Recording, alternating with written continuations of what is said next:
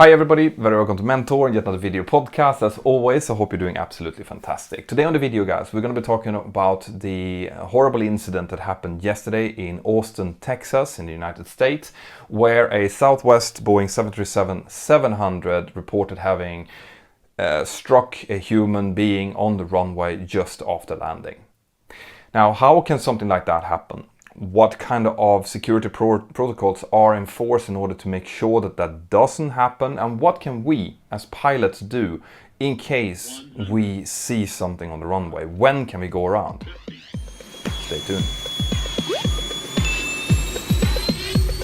Wind 31016, river right, right on. Third land 31 right. Delta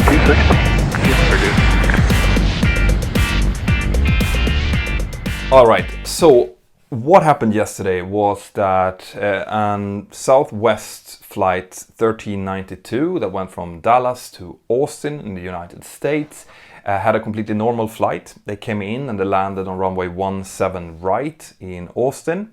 And just after landing, the crew reported that they had seen a person and they possibly had hit that person just after landing somewhere in the touchdown zone. The aircraft rolled out normally, taxied into gate. There was no damages to any of the people on board, so any of the crew and the passengers. However, the left side engine-nacelle was found to be severely damaged, and later on they found a deceased male person on the runway. So, how can something like this happen?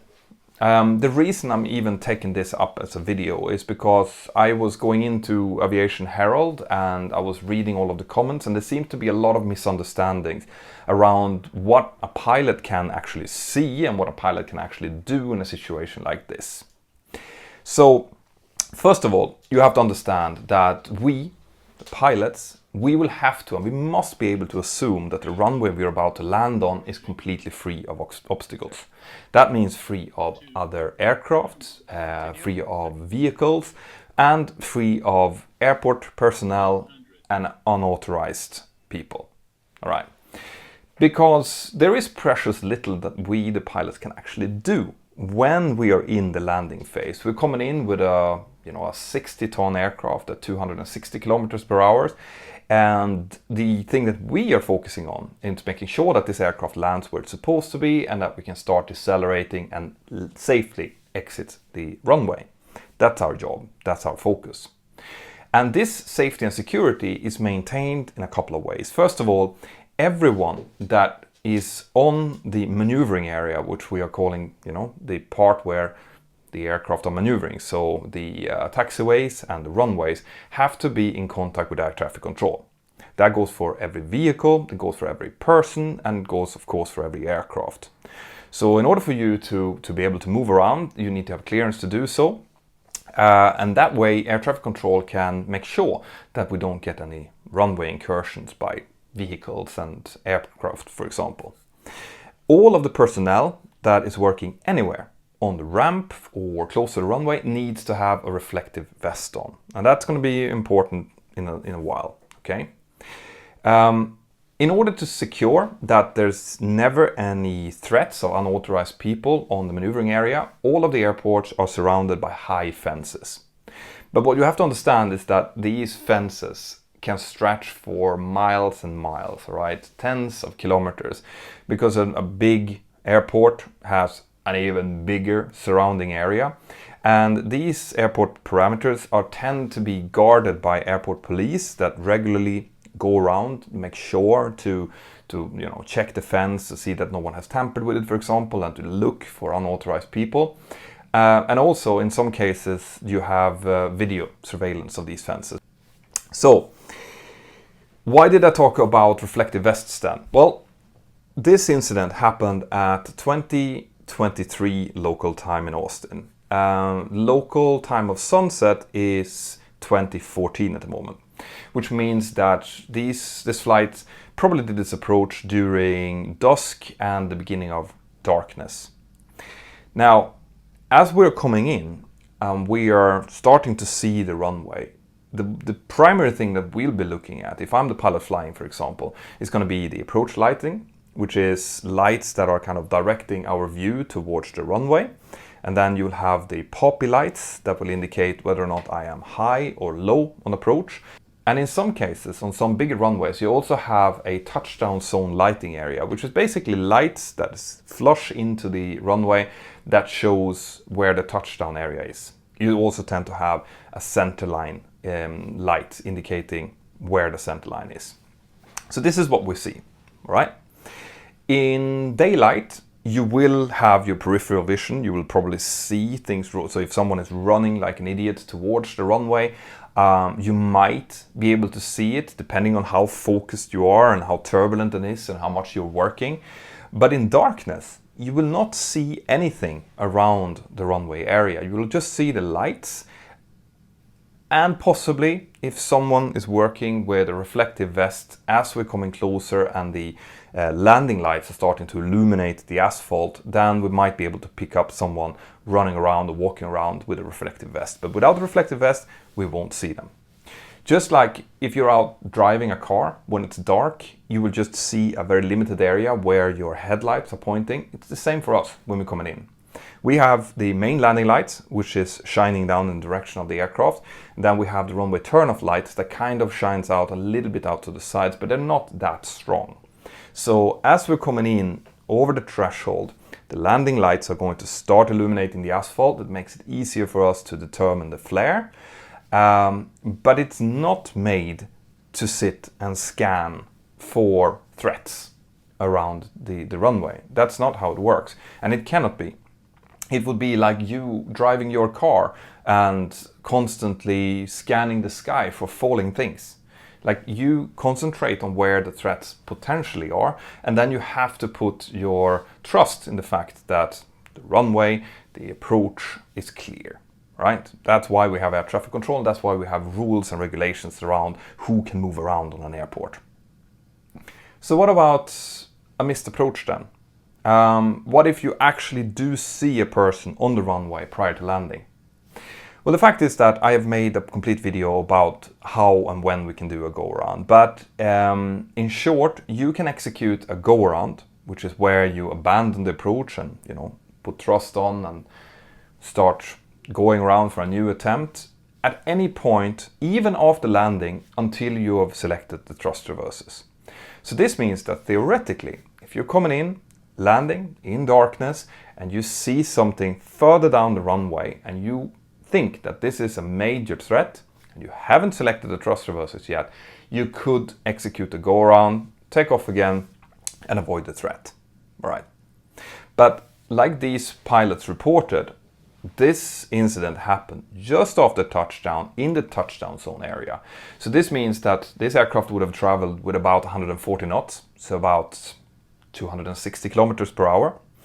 They would have just touched down, seen the person, and then it would have hit it. Okay, they would have had very, very limited time to actually do anything to stop this from happening. Okay, if they would have chosen to go around, they probably would have hit the person anyway. And if they, which we don't know yet, if they had started to use reverse thrust, which we do immediately after touchdown, as soon as we get main gear touchdown, we select reverse thrust. As soon as you've done that, you're committed to the landing. In that case, there's no choice. Now, if you want to see how a rejected landing looks like from inside of the cockpit, I'll give you an example here. So a rejected landing is when you have passed your minimum and you're just about to land, but for whatever reason, choose to execute a go-around. Here you go. 300. Approaching minimums. Check. 200. Minimums. Continue. Check. 100. All right. 50. 40. Go around. 30. Flap 15. 20. Set. Go around thrust. Go on thrust. Set. Gear up. Positive rate. Mentor 360 going around. LNAV. Check. LNAV. Flaps 5. Speed check.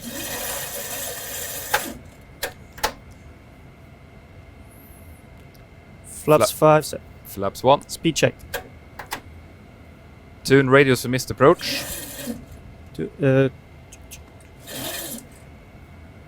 And flaps 1 set. Flaps up. Speed checked. 1000 to level. Check.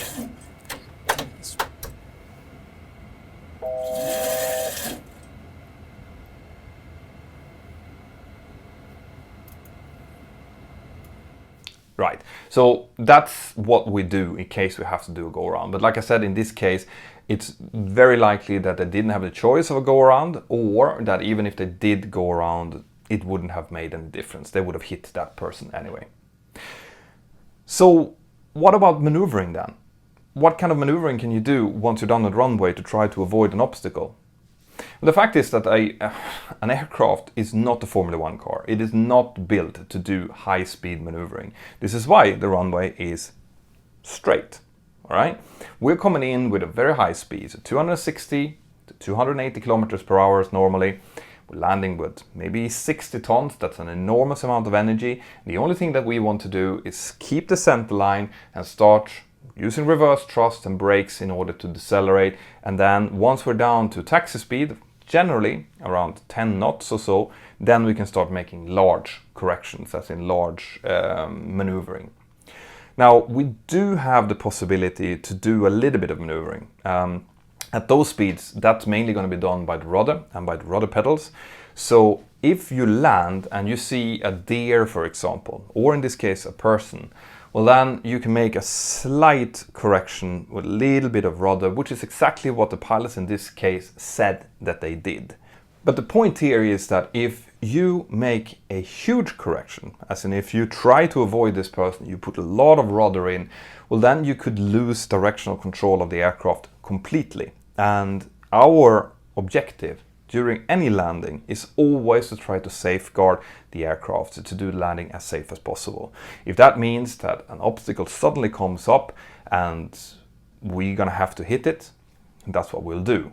You wouldn't try to roll off the runway in order to avoid a person or a deer or whatever it might be that has popped up on the runway. That we just cannot do.